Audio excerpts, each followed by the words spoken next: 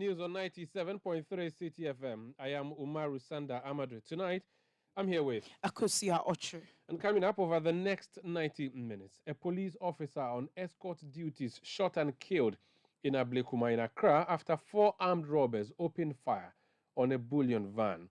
Also coming up, 4 bodies recovered in Ashanti region following yesterday's downpour in many parts of the country. And later on Eyewitness News, as voters in Asin North prepare for Tuesday's by-election, the two major political parties, the NPP and NDC, are trading allegations of vote buying. The NDC specifically accuses the NPP of spraying cash on delegates and constituents in that constituency. Stay with 97.3 CTFM for more on this and many other stories on Eyewitness News. And in business, the Ghana Chamber of Mines repatriates $2.7 into the country in the year 2022.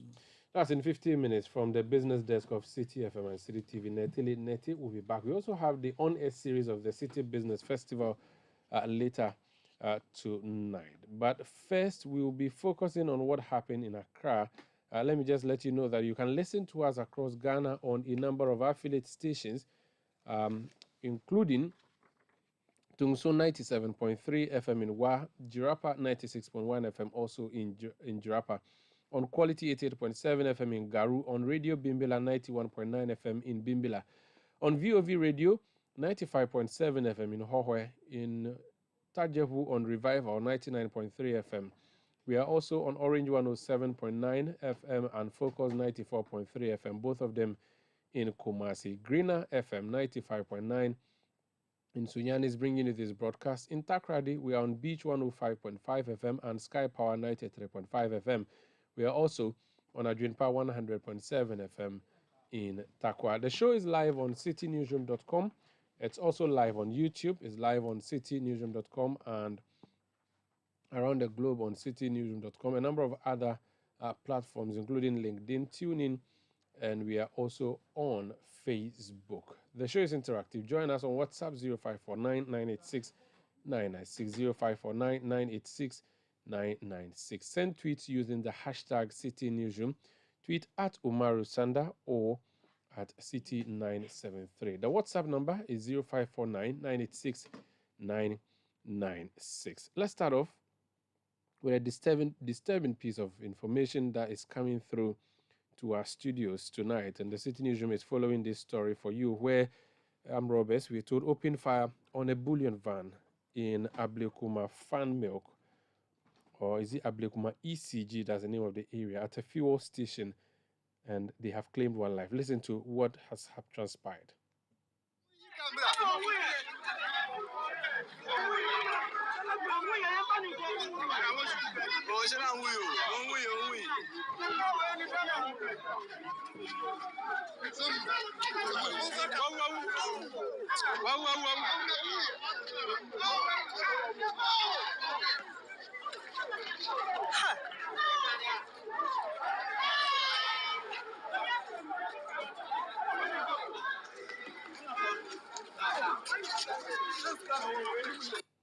So in the video that I just played for you, which is already all over on social media, people who are in the area have converged on the scene of the shooting incident, and they have dragged out the lifeless body of the police officer who was still in the vehicle when he died. You could see blood stains on his body. They dragged and carried his body away, hoping to take him to the hospital, wherever exactly they'll be taking him, we do not know. But over the past couple of minutes, the police issued a statement on this particular incident. Let me read that for you. It's coming through from the police administration. And the information says that police on manhunt for robbers who attacked the Bullion van at Ablekuma in Accra. The police are on a manhunt to arrest a gang of 4 robbers who attacked a Bullion van at Ablekuma Fan Milk, a suburb of Accra, and shot the police escort who has unfortunately passed on. Our prayers and thoughts are with the family of our deceased colleague, in particular, and all personnel of the police service in general. We wish to assure the public that we will surely get the robbers arrested to face justice. So that is information that has just come through. Now let's go on the phone lines and speak to City Newsroom's Daniel Sakte, who has dashed to the scene to gather as much as we can to report to our audience. Daniel, you're welcome to Eyewitness News. Around what time did you get to the scene and what did you witness? Okay, we got to Ablekuma Famok Junction around 4 p.m. when we heard the news about the shooting incident, and we quickly rushed here. So when we got here, there were lots of crowd around who had gathered at the place to witness what had happened, and also to feed their eyes of the curiosity that had generated as a result of the shooting incident. When we got here too, we saw lots of police officers heavily armed and also going about their investigation process. And we also saw some of the CID officers who visited the premises of Star Oil where the shooting incident took place, and they were going about taking inventory of or gathering pieces of evidence that they could find around. And as I'm speaking to you currently, residents are still around and also just looking for or gathering information from people. They are gathered around and they are basically discussing what had happened earlier in the day. According to some eyewitnesses that I've spoken to, they said the incident occurred around 1 p.m. 1 p.m. That's when the incident happened.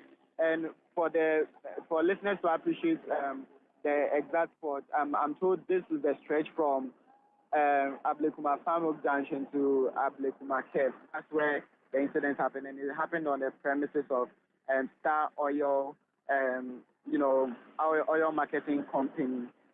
According to what I've been told or what I've gathered from eyewitnesses, 2 motorbikes carrying four of the armed robbers, they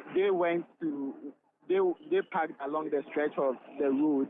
One of the riders parked along the stretch, and the other also went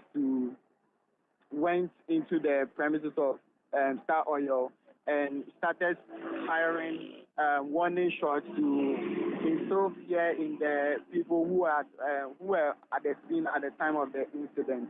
And so they quickly moved to the Bullion van, which had earlier come to the premise of Star Oil, and they shot the police officer and also made away with the money. According to some eyewitnesses too, while they were leaving, they were firing sporadic shooting, and also they weren't in any face mask. They were barefaced, and the situation has left residents in the area very traumatized, and some of them are still unable to discard the thought of having witnessed the gory scene this afternoon.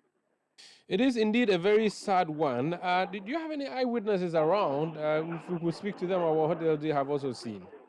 Yeah, so I currently have with me an eyewitness by name Passman Bodonu, who is a lotto forecaster, and his shop is just across the street, just opposite the Star Oil filling station. All right, so let me just speak to him now. Sir, you must have witnessed what happened. Can you tell us exactly what you saw? Please, can you let's talk peace more because the Blackano is hard too much. No problem. I didn't know who we are. That I mean, even all that baby, I mean, bank that oil no. Oh, and you know, we are the costume from 130 to costume no. Now, I'm saying, me see me see as a kakana, me work to them yellow to writer. Until the minimum say, baby, I always have the long term put no. It's just to pay. Into the night, I have more money in the game. You who say, Sana, I'm Robert Runaba.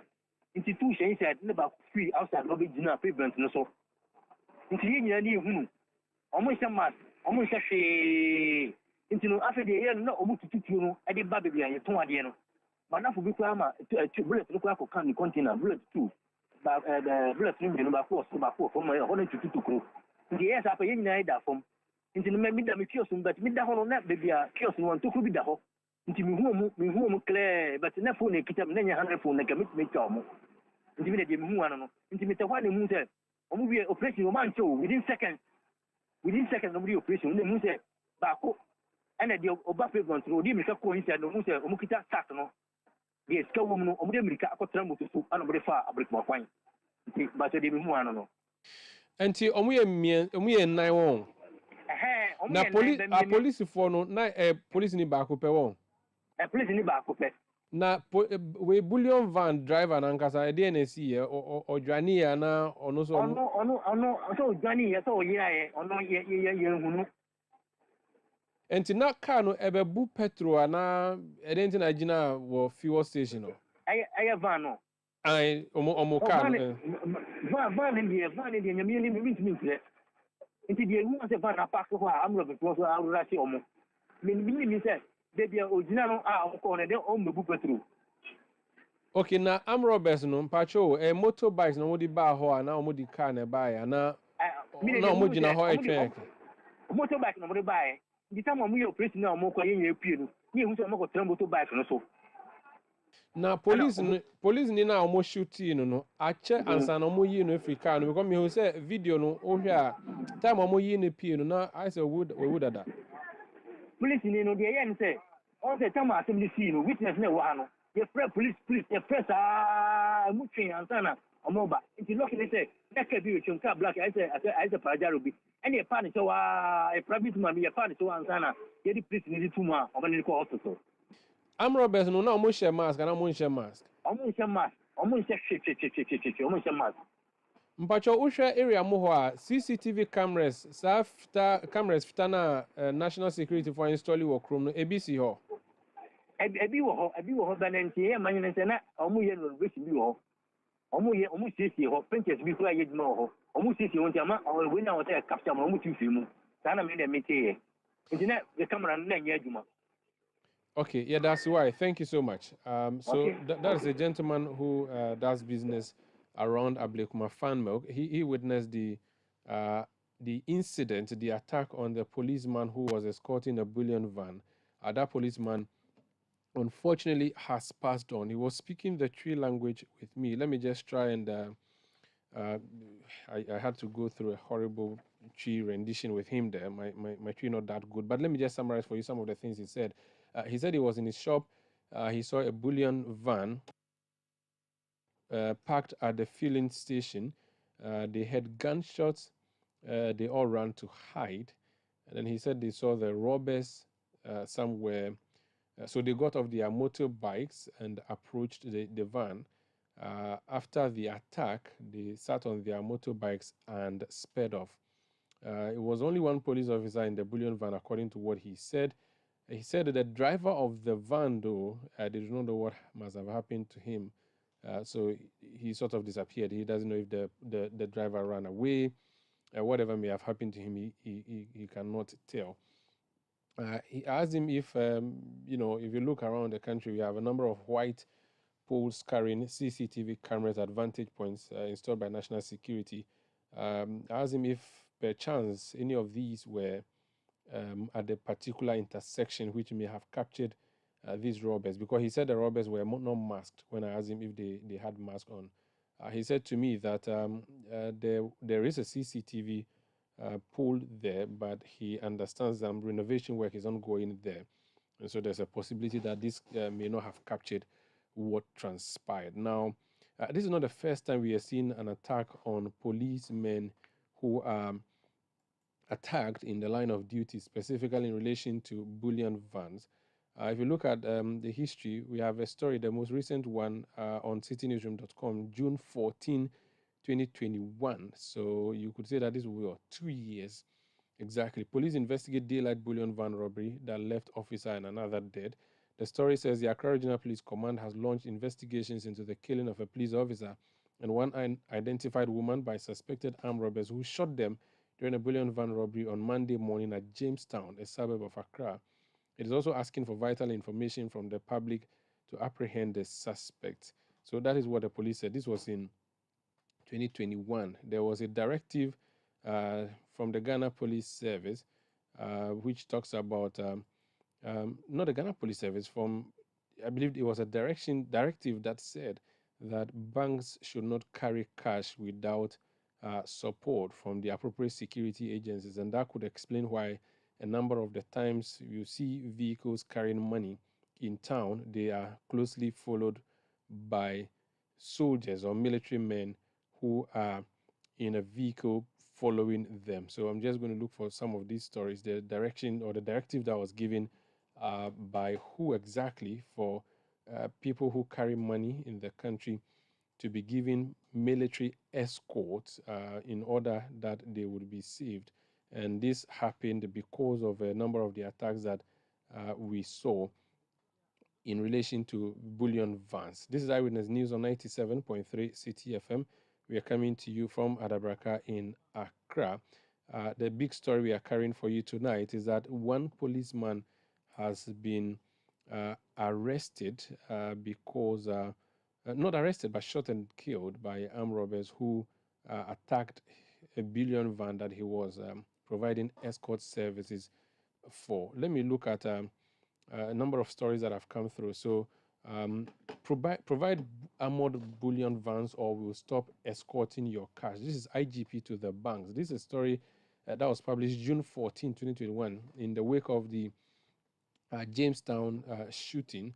And the story says, in the wake of incessant robbery attacks on bullion vans in the country, the Inspector General of Police, James Opomboenu, has asked banks to provide fortified armored vehicles for carting money.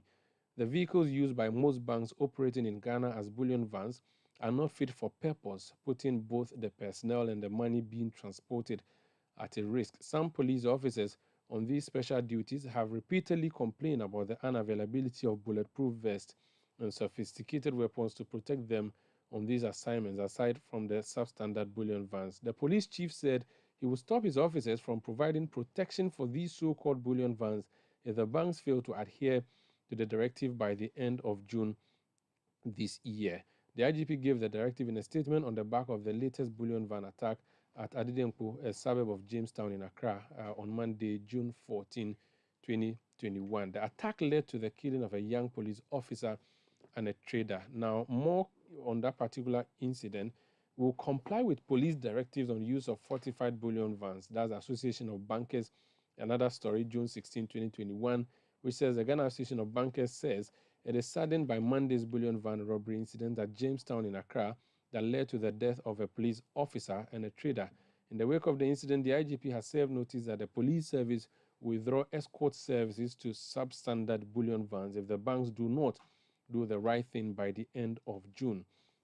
Now, in a statement, the association consoled the bereaved families, the police administration, and others who have, in one way or another, been affected by the tragedy. And so that is it. And he said that, quote, the Ghana Association of Bankers is extremely saddened to learn about the events of Monday, June 14, 2021, which led to the tragic death of General Constable Emmanuel Ose of the National SWAT Unit. Subsequent to that, the bankers said that they are going to insist that they are going to ensure that the appropriate information, the appropriate request that has been made is granted by the police to ensure that the vehicles are good standard. Now, if you look at other stories that are up, I've seen CBG warning Ghana Police Service for CBG reward soldiers escorting bullion vans. This is a story that is on businessghana.com. It's also in 2022 a source to the Ghanaian Times. And it said Consolidated Bank Ghana, CBG, has presented a letter of commendation and an undisclosed amount of money to soldiers detailed for bullion van escort duties at the bank. The letter of commendation and the money was also to appreciate them for their professionalism and diligence in the execution of their duties. There's another story. The Daybreak newspaper reported that in October 2021, and it says soldiers take over bullion van duties. The Ghana Armed Forces has taken over the escort of monies collected from traders by banks, which hitherto was the sole preserve of the police. The Armed Forces unit, the military police, is said to be the latest to offer its services to the banks after armed robbers rendered escorting police officers almost powerless. Sources say the military will continue to provide this service to the banks until the Association of Bankers is able to provide proper armored bullion vans for the police to take over. Now, if you observe on our streets, you would have seen a number of police, not military pickup vehicles loaded with military men armed to the teeth who follow bullion vans in traffic in town. And this is what we are expecting to be seen. The banks were supposed to provide bulletproof bullion vans, and so on. We do not know what the status of this particular vehicle is, why it was having only a police escort, why there were no military men, and what the state of the vehicle was. We've, over the past few minutes, received the CCTV footage from the fuel station, and I'm just looking at it now. So it's a white Bullion van that has just parked and reversed, well, it's doing a reverse parking in the fuel station. I see, okay, so let me just rewind and take it from the top. It's a vehicle, the regular Bullion vans that we see. It parks, a motorbike emerges from the back where a gentleman alights. The motorbike rider parks, the Bullion then moves to the passenger side of the vehicle and opens the door where the policeman is, fires multiple shots in there. I do not see where the driver passed. Let me just look for that again while I rewind. It's CCTV footage where I just observed, which I'm sharing with you. So this vehicle arrives at the fuel station. There were some vehicles being attended to. This gentleman shoots. The driver of the vehicle takes to his heels. So he flees the scene, and the pillion who was holding a gun comes through. There was another motorbike that stops in the front of the car. That pillion, or the passenger, also alights, comes to grab something that looks like a bunch of keys from the seat which was occupied by the now dead policeman, goes to the back of the vehicle, and they are unlocking the storage area of the vehicle. One gentleman, the one who shot at the policeman wearing a white t-shirt on a motorbike, climbs onto that motorbike, the passenger seat, and they speed off. And the two bikes speed off. Now, a sack has been left in the middle of the road, and if you listen to the video that I played earlier, the gunner must go back. These people who were witnesses there claimed it was money that was in the sack. So this is what we have just looked at and we have just seen. And so the CCTV footage works. At least I believe it should be maybe from the fuel station, and we have just seen that over the past couple of minutes. It is a very, very sad story. Unfortunately, the Ghana Police Service has a policy now against granting interviews, and so we are unable to get any official interview from the police administration beyond the statement that it issued about an hour or so ago. And I'm going to read that again for you. And it says that the police are on a manhunt to arrest a gang of 4 robbers who attacked the Bullion van at Ablekuma Farm Milk, a suburb of Accra, and shot the police escort, who has unfortunately passed on. Our prayers and thoughts are with the family of our deceased colleague in particular, and all personnel of the police service in general. We wish to assure the public that we will surely get the robbers arrested to face justice. So that's the police administration statement that it has issued. We are unable to get an interview. The police does not grant interviews these days to us, so we can't get any comment from the regional police PRO or the national police PRO. But we have just looked at the footage which we have shared with you. And earlier, we also saw the video that we played for you, which was captured by onlookers at the scene. It is indeed a very sad story. This is Eyewitness News on 97.3 City FM. It's a story that is just breaking. As and when we grab some more details, we'll be sharing them with you here on 97.3 City FM. Eyewitness News. Be there as it happens. You know, Papa, see that? And it's rickety car. Hey, Papa! Bobo, so how's your engine now? It is half man, half amazing. Thanks to Cause and you can feel better energy. Can't touch this. Actually, guys, so Sancho's engine just died like that? Yes, so somebody managed to convince him that there is a better engine oil than Quartz, and he switched. Sancho Panza. Now, which engine oil can be better than Quartz? No other, my guy. Quartz with its age-resistant technology, it keeps your engine younger for longer. Now you know. Have you guys seen the new bottle design? It's superb. Quartz 9000 from Total Energies there improves fuel efficiency. Why do you think Mr. Mane and Logoso have taken the Quartz Nation movement World Cup like that? Hey, sorry. Chairman Mane. Chairman. Hey, Quartz. Keep your engine younger for longer. Hey, you ever buy credits where you get up to 20% of your money back before? Make I tell you about Vodafone's demo promo. See, anytime you dey recharge a demo, you get up to 20%, whether it be short code or your Vodafone cash wallet, or you dey use credit transfer to your number or someone else. And now you be high tech, so you dey use my Vodafone app or any payment app. However you dey do Vodafone go send you up to 20% cash back into your Vodafone cash account. Who reload here? Top up your airtime with 5 Ghana cedi or more in Vodafone's demo promotion and receive 20% of your money back straight into your Vodafone cash wallet. Recharge and cash out in the Vodafone demo promotion. Vodafone, further together. For Pepsodent, smiles are one of the most important things we have. The problem is, globally, 1 in 2 children suffer from cavities. Pepsodent, with maximum cavity protection, helps to prevent the formation of cavities. Pepsodent, because every smile matters.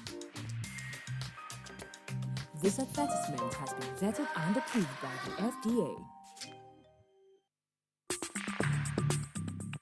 Let your voice be heard on Eyewitness News on Facebook at facebook.com/City97.3, Twitter at twitter.com/City973, and Instagram at instagram.com/City973 with the hashtag Eyewitness News. You're welcome back. This Eyewitness News on 97.3 City FM. If you're just joining us, a big story tonight is that armed robbers, 4 of them on motorbikes, have shot and killed a policeman who was on escort duties when the armed robbers attacked a Bullion van at a fuel station at Ablekuma Fan Milk in Accra. A number of your comments are coming through on this. General Ortega says, it's really worrying the extent of insecurity we are faced with, the terrible economic management and its horrible consequences making everything worse. If personnel in uniform holding guns are not safe, what becomes of the citizenry? God bless, God help us and save our homeland, Ghana. Citizen Francis says, I would like to extend my deepest condolences to the Ghana Police Service and the grieving family of the fallen police officer who tragically lost his life while bravely fulfilling his duty during the unfortunate incident where armed robbers opened fire on a Bullion van. My thoughts and sympathies are with you during this difficult time. Jones Adoboinla says, these vehicles we call Bullion vans are not secured enough. Just any type of vehicle refabricated as a Bullion van, hence endangering our security personnel. Really sad news. My condolences. William from Promised Land says those robbers will be arrested because all the Star Oil stations have security cameras. Thank you. Well, indeed, we've just played, we've just shared the footage with you of what we are at least seeing. Alex Kofi Areni in Adenta says it's pathetic the armed robbers will continue killing our police officers with impunity. This Bullion van saga, I think I should keep mute. Prince Nuruddin Baumia in Boko says, very sad development. These attacks on Bullion vans in the country are becoming alarming and the authorities must be up and doing. Zilis Dwayne in London says, this is sad. The insecurity in the country is too much. IGP must wake up. Now, just a point of observation from the attack on the Bullion van. It is not as if the armed robbers shot into the vehicle while it was in motion. Or shot through the glass and shattered it to kill the policeman. What actually happened, based on what I've just seen from the CCTV footage, this vehicle pulls up at the fuel station. These motorbikers may have been trailing the vehicle throughout the journey. Now, if you know how automatic vehicles work, which I suspect is what happened, when the driver parked and put the gear on the park, the doors would automatically unlock. This gentleman who was carrying a gun gets off the motorbike, comes to the side, the passenger side, and opens the door. He actually opened the door and shot the policeman in the chest and killed him. So he opened the door. He didn't shoot through the window. He did not immobilize the vehicle or shoot the driver. He targeted the policeman, shot him multiple times, left the door ajar, ran to the back, took something, I believe it should be money, and fled to his motorbike where they took off. The driver fled upon seeing what was happening. He opened his side of the door and fled the scene. So that is what we saw. I do not know if the vehicle is fortified or not. Or even if it is fortified, the fact that they were able to open the door exposes the passengers on board. This is Eyewitness News on 97.3 City FM. Let's move to some other stories. And you do know that there's a by-election coming up in Asin North in the central region on Tuesday. Now, we saw or heard allegations of vote buying in the Kumewu by-election of the Ashanti region. Now, in the Asin North constituency, the NDC is again making claims of vote buying. The man who is making this claim is the party's deputy communications officer, the national deputy communication officer. That will be Sami Jemfi's deputy. Is Malik Basintali. Malik, you're welcome to Eyewitness News. You have said that there is spraying of cash in the constituency by NPP leadership. What did you see? And did you capture that on video? Yes, thanks for having me. This shameless act has been captured on video. We have footages to prove our point. Any citizen, any constituent in Asin North can testify to what had been ongoing in the last few days. I think that it is not something the NPP is hiding any longer. They feel proud doing it. They are happy sharing goodies. They are happy sharing money to the people of Asin North like they did in Kumewu.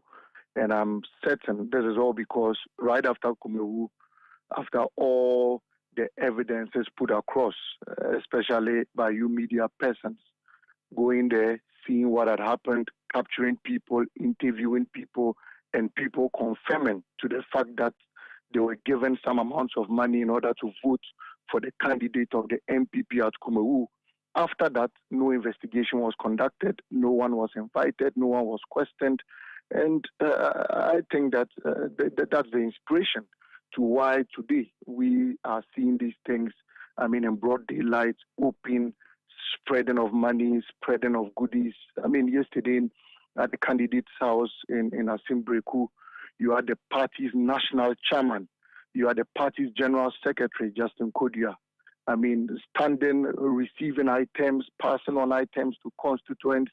People were taking some T-shirts, people were taking some amounts of money. It's embarrassing. And I don't think this is safe for democracy, because so long as I'm concerned, the only mode or the only approved mode of campaign is by sharing your message to the people. We are particularly worried because this is a government that recently, got to the IMF in a wheelbarrow virtually. There's a government that had to amputate part of the economy, or because they needed to receive a certain amount of money from the IMF. There's a government that has paraded itself as being bankrupt, as being a government without anything in its reserves, as being a government that is unable to meet the basic financial needs of its citizenry. There's a government that, people have sympathized with, and the Ghanaian people have had to let go of their monies in the bank. People have had to let go of their bonds, all because they needed to tie their cloths to the government in this particular financially, bankrupt economic situation. You have same government there throwing out money, throwing out goodies. And I think that is worrying that we have to get to this point as a country. Okay, so you have made this claim, specifically mentioning names. If we asked you to show us proof in terms of videos, these gentlemen that you named distributing cash to people who are constituents in the constituency, you have that video? Because I remember this allegation came up when you went to Kumewu. I spoke to one of your national officers. He said to me that there was evidence, but you would decide what to do with the evidence after the election. We haven't heard much about what you did in terms of reporting any person specifically. Should we not take this as just an allegation that is unfounded? I've stated that there are video evidences to this. There are pictorial evidences to this. There are voice notes to this. I will share them with you so you could play them for our listeners to also understand and have first-hand information of whatever we are discussing now. We have said that it is no longer something that is being done in secrecy. The MPP is boldly doing it. They are doing it out there in broad daylight. No one is hiding any longer. They are openly giving out goodies to the constituents. And I think that any member of the New Patriotic Party you call today can just state some of these things. I mean, these are not things that they are shying away from. They are boldly doing it. And I feel they are so proud that they are the helm of affairs. They are so proud that they have all the resources at hand.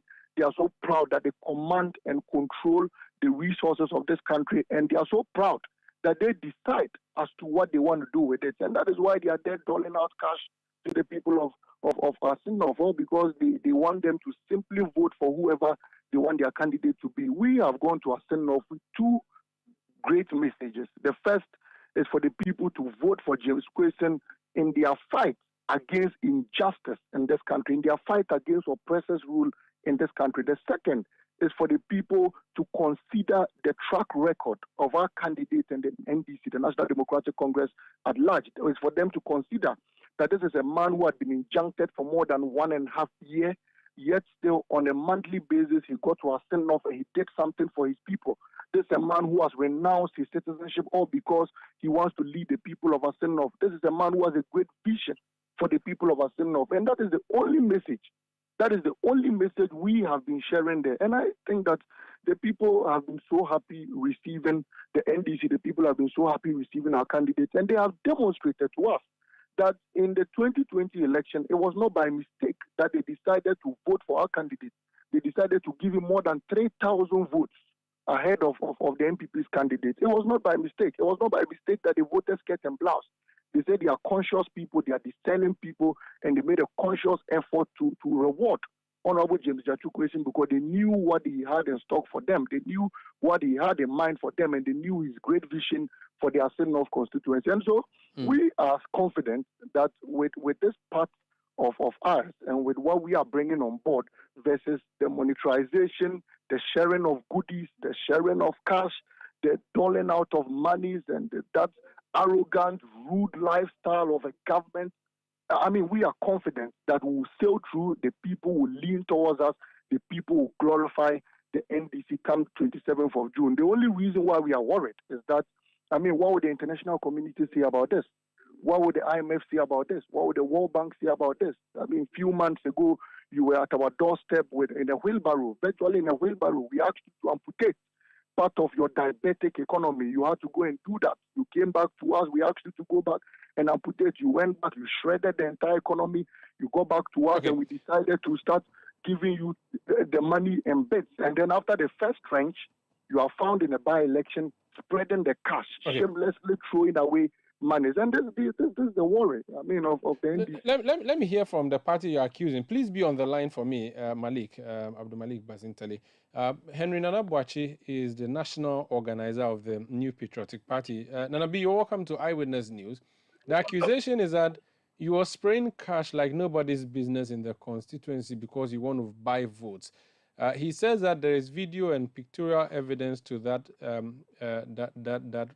fact to corroborate the claim that you are making. Is that really the case? Good evening. I mean, sometimes it's very difficult to react to some of these blatant lies and fabrications. First of all, we haven't shared any money. Look, if there's any person in this constituency who has received a lot of accolades, applause, positive ones, it is our candidate. Look, he has a foundation that is distributing a lot, and he's done this since 2012. A lot. As I speak, he's been able to renew NHI's card, and then even new registrations, close to about 9,000 people. When the district assembly began, when Asinov had his own district assembly, they started operating from his own house free of charge. I've been to communities where I've been to Ohuitem, I've been to Camp, I've been to Wawase, I've been to Odumase, I've gone to Kufufrodo, where people are manifesting the true nature of this man. I've been to churches. I comfort the Methodists, I comfort the Catholic, where the priest, they are talking about this man and his philanthropic nature. And it is absolute, it is pure fabrication, it is such falsehood for the NDC to come out and say that the MPP is paying cash. So, the accusation, if their campaign is confused. No, just a second. Yeah. So the accusation is not against your candidate. The accusation is against your party leadership, national chairman and general secretary. Those are the two names. National chairman is in the rings campaigning as I speak. General secretary is in the rings campaigning as I speak. It's been raining here, and they've not been in the cash, not at all. So the videos that the NDC... You saw a video of General Secretary spraying cash. I haven't seen videos of cash being sprayed, but I have seen a video of a vehicle that is loading goodies. That is the foundation car. That is for the PC. He's been doing it. You know what, my brother? You come send your reporters here and ask the people what he's done. The school fees he's been paying for all these years. Look, we went to one particular place. But the video I saw, Nana B, it looks like a Kia truck loading goods, like what the NADMO does. That is what I'm trying to say, that it is his vehicle. It is his foundation. So what? And he's been doing this. He's been sharing fertilizer for the past years. His foundation has been doing this. And that is how come he's so popular on the ground. I don't understand why, but why is it that they were having nightmares when... Okay. Even when before he became candidate, they have started writing letters to the Electoral Commission, fighting the Electoral Commission. Nabi, what I'm looking at here, the pickup trucks are carrying, one has sacks that look like rice, and then there's this one that has something that is labeled Paraforce. This cannot be fertilizer, and it has MPP flag on the vehicle. You see, you are still confusing the matter. What I'm trying to say is that this young man has been doing this for years. He is running on the ticket of MPP. When you see a pickup with MPP flags, I'm telling you, it is a foundation that is doing all of these things. And they started years back. There's evidence to that effect. Come to the ground. People are just giving positive testimonies about his philanthropic nature.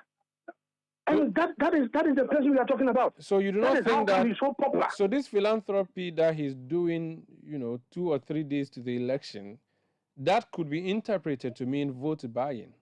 How is it possible that somebody who's been doing this for years and I've already told you that even the district assembly started from his own house free of charge. How many people will do that? So I'm looking at How many people will do that? I'm looking at a video of, and I've seen your general secretary and your national chairman. I've even seen Dr. Freya Akoto. Have you seen the video just a second. So I've seen Dr. Freya Akoto also there. And I've seen people packing boxes or cartons into Kia trucks, pickups carrying sacks and boxes. You still want me to repeat myself? No, you're saying that this happened when, and it is going to be distributed, and that it's a regular thing that every day. I am telling you, see what, I've visited almost 50 communities with the candidate. And everywhere we go, some of these chiefs are making requests, and some requests were even made to the foundation way before. So he goes to and distribute this to the people. Coming. Yes, he's been doing this all this time. How regularly does so resourceful. How regularly does he do this? Very. You know what? That was me surprised that we had almost about 100 market women. He did soft loans interest free.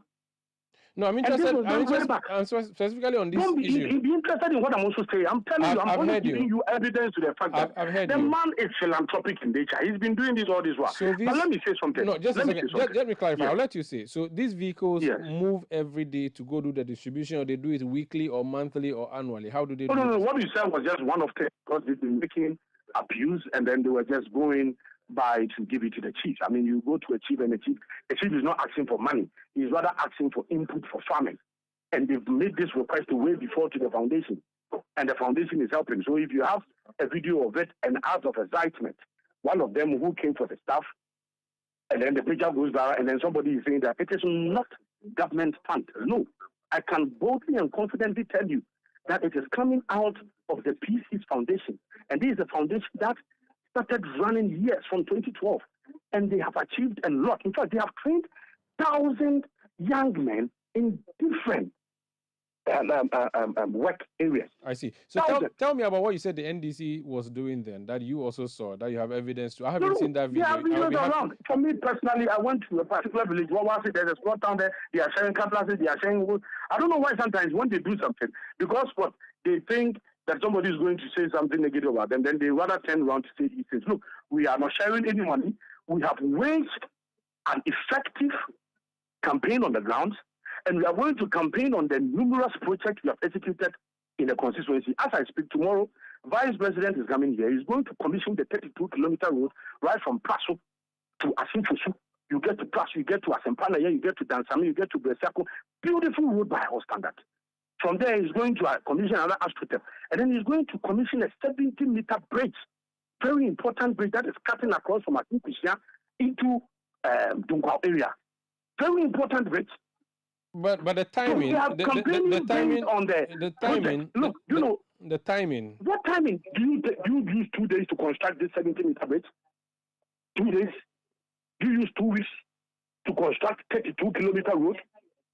Go to Asinkush right now. When you move from right Asampana Junction straight into Kushia into Axiano, the road is being tarred. So are you telling me that it would then 2 weeks? This all these projects were executed within a space of 2 weeks. I mean, come on, including the assembly block. The president on Sunday is commissioning an ultra-modern assembly complex. And what is somebody telling me that you use 2 days to construct such building? I see. Look, if their campaign is confused, if they don't have anything to say, they should not create chaos. I've said this, that we came to meet Asinoff in peace. We are going to win and leave Asinoff in peace. They should not start all these lies and all these fabrications just because your campaign is confused. If you think that your candidate is winning, why do you have to fabricate all of these lies? We are not. That is the same thing they did in Kumawu when they lost. In Kumawu, they said that, the MPP is sharing some goodies. Pure fabrication. All right. Thank you. So you assure us, in terms of security, that your party members and for that matter, the party leadership is not going to be involved in any violent clashes. You do not plan to do that. You're going to be peaceful. I am the national organizer. You make that pledge. I am making this pledge to you on your highly esteemed platform that the MPP, we are going to conduct ourselves in such a decorous manner. We are not going to engage in any lawlessness. We have been embarking on an effective campaign for the past 2 weeks. I've been meeting my friends from the NDC. We do not have anything negative, and that is what we are expecting. But you see, if there is anybody in Asinov here who intend to cause mayhem, that person will be dealt with. I'm telling you. And that is a warning from the security agencies. All right. Right. So we are promising the entire nation that we came to meet Asinov in peace. They are going about their business in peace. We are going to win this elections on Tuesday, and we are going to leave Asinov in peace. We wish you all the best. The MP, Honorable Charles Opoku, to start his work in Parliament. We wish you all the best. Thank you for speaking to us. That's Henry Nanabuachi, he's national organizer of the NPP. Malik Basintali is still on the line. Quickly, in 30 seconds, Nana B says there that the video you talk about, the goods that are being loaded to be delivered, is a regular occurrence for anyone who is in that constituency, and that this MP has a foundation that has been actively involved in. So that is all you're seeing. It is not vote buying as you're claiming.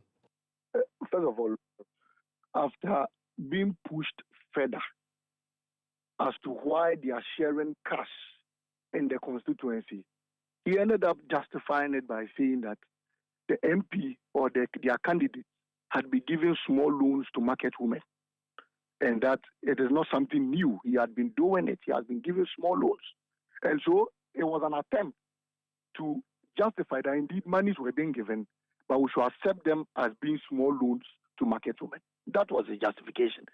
The second, in saying that their candidate's foundation was what was donating those bags of rice and fertilizers and all that to the people, is neither here nor there. Umaru, how did the MPs or the candidate's foundation get access to not for sale fertilizer? And this is the question we should have been asking him. Not for sale fertilizers were being distributed to communities like Ningo, Gangan, Ayite, and many NDC strongholds in that particular constituency. Not for sale fertilizer. Not for sale knapsack sprayers were being distributed to communities in their Asinov constituency. So is it telling me that their candidate's foundation has suddenly become the Ministry of Agric? And these goodies were being distributed at a time the Agric minister had arrived there. It should create a correlation.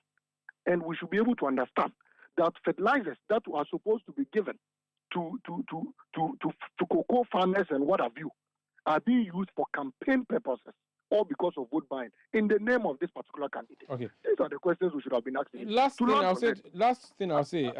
Do you commit to a peaceful election as a party? We have always committed to a peaceful election as a party. In fact, all chaotic elections in this country have been attributed to the MP. No, let's not go there. Don't worry. You don't have to defend. Malik, Abdul Malik. No. Hold on. Abdul Malik, hold on. Do you commit to a peaceful election? You said yes. Let's leave it there. Thank you so much for speaking to us. That's Malik Basintali, Deputy Communications Officer of the National Democratic Congress. Let's bring you some other stories. Yes, let's move to the Ashanti region because 4 bodies have been recovered in parts of the region after they drowned in separate incidents following yesterday's downpour. 3 people drowned at Atafua, Sepase and Tafo. A relative to one of the deceased in the Atafua incident also died when he dived into the river to rescue his brother. Officials of the National Disaster Management and the National Fire Service and some community members worked together to recover the bodies. Ashanti Regional Director of NADMO confirmed this incident when he earlier spoke to City News. Indeed. This is Eyewitness News on 97.3 City FM. Up next, Netili Neti is coming in studio to bring us the latest in the world of business. And then we have the on-air series of the City Business Festival coming up on your dial. Please don't go away. Eyewitness News. Be there as it happens. The other day, I visited Kweku at his spunky new office to congratulate him on opening his business. And man, was I impressed. The business is just moving quick. The sales, customers, everything is just working seamlessly. The secret? He said, it's MTN Business Broadband. In this fast-paced environment, we need fast and reliable internet to support all business types. No laggy online meetings, great download and upload speeds, impeccable business management systems, all inclusive. I mean, you can have it all. Sharp! I signed on immediately.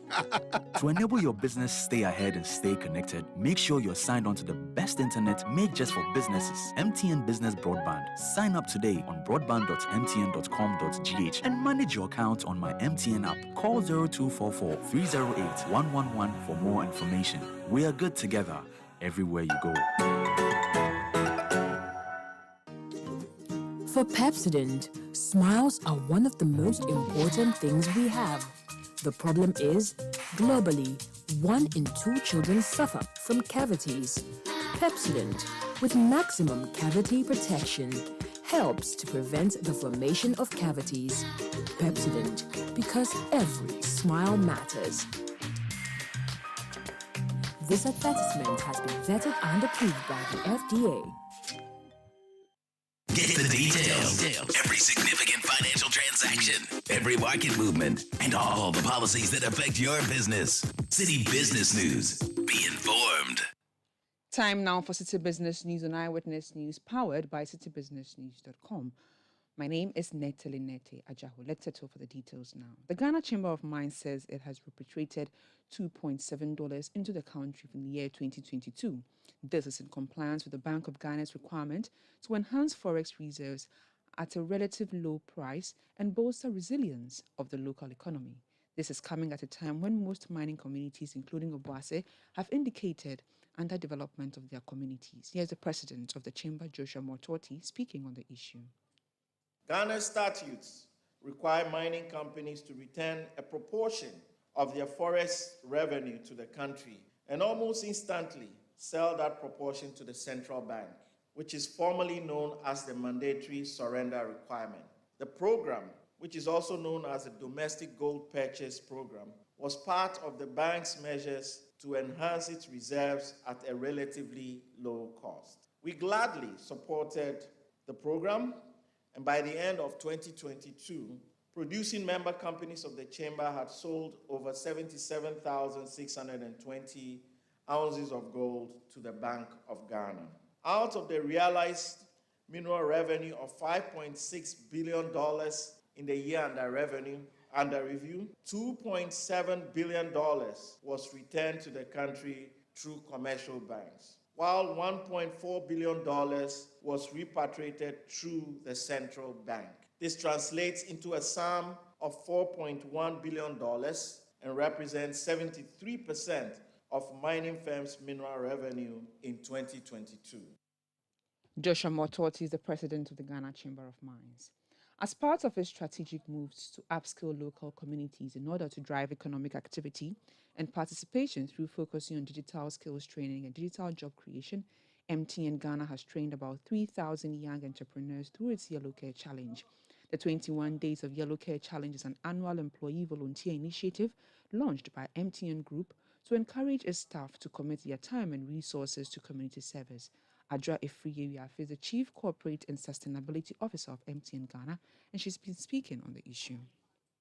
So we plan to reach 3,000 people, and we have reached 3,000 people all across the country.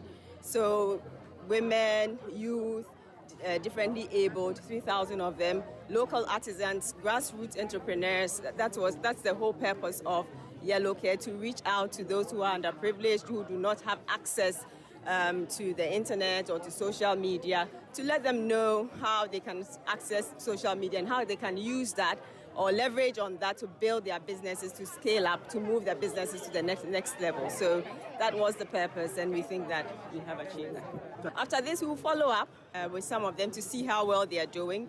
We want to learn some lessons from what we've done and to keep improving upon the program and to use the lessons we learn for next year. We also have an enterprise support program which is aimed at supporting local businesses to be able to grow their businesses. So we started this year. It's going to run for a period of 5 years. We are going to work with 100 local entrepreneurs, grassroots entrepreneurs, and then help them to develop their products and to market their products. That was the Chief Corporate and Sustainability Officer of MTN Ghana, Adra Efriyewiafe. And finally, EPAC Flexible Packaging, a multinational packaging company, has opened a manufacturing plant in Accra with the aim of giving customers in the West African region quality and affordable products. The industry leader in custom flexible packaging announced it will continue to maintain its focus on sustainability and the creation of a circular economy. General Manager of EPAC West Africa, Victor Sousa, said the company is poised to change the face of the packaging industry and businesses in general for the better. And that's it for City Business News on Eyewitness News, powered by citybusinessnews.com. My name is Nete Ajaho. Have a good evening.